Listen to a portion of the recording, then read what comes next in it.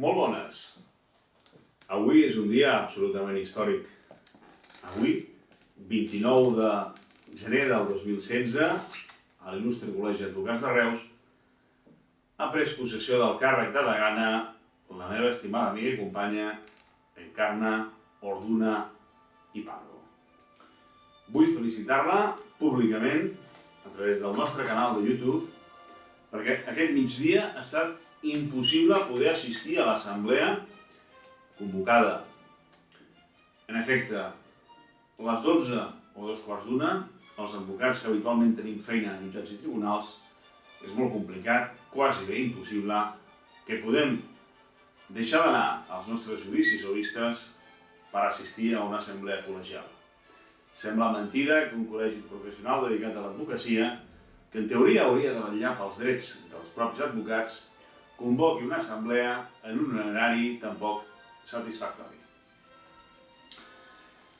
Volem fer una recomanació, avui que comencem amb aquesta nova degana i el que sembla ser una nova junta de govern, i és que si en el futur mai hi ha eleccions, una altra vegada, mai se sap, perquè tot podria ser, l'horari de votació tampoc és convenient que sigui en aquesta franja només matinal, com el passat 16 de desembre de 2015, que l'horari va ser des d'11:15 fins a les 2 de la tarda. Pensem que aquesta dada pot ser útil per tots plegats. Finalment, però no per això menys interessant ni important, entenem que hi ha una qüestió essencial a tenir en compte. I aquesta qüestió essencial a tenir en compte és la carta que amb molta tristesa vaig rebre la nit de dimecres. El meu estimat company i exdegà, el senyor Pedro Luis Huguet i Tous, em va remetre una carta firmada encara com a degà, en la qual em deia que el càrrec de degà, segons els estatuts del nostre col·legi, no forma part del càrrec de junta de govern, que són òrgans totalment diferents.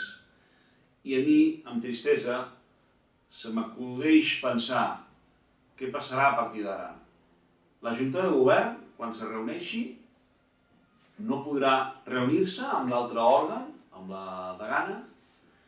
Es crearà una nova situació insòlita, que és que la junta de govern no tindrà la presència del degà, en aquest cas la degana. Què passarà? Què pot passar? Què ha de passar? Totes aquestes qüestions i més les seguirem vivint durant aquest any 2016. Moltes gràcies i fins aviat!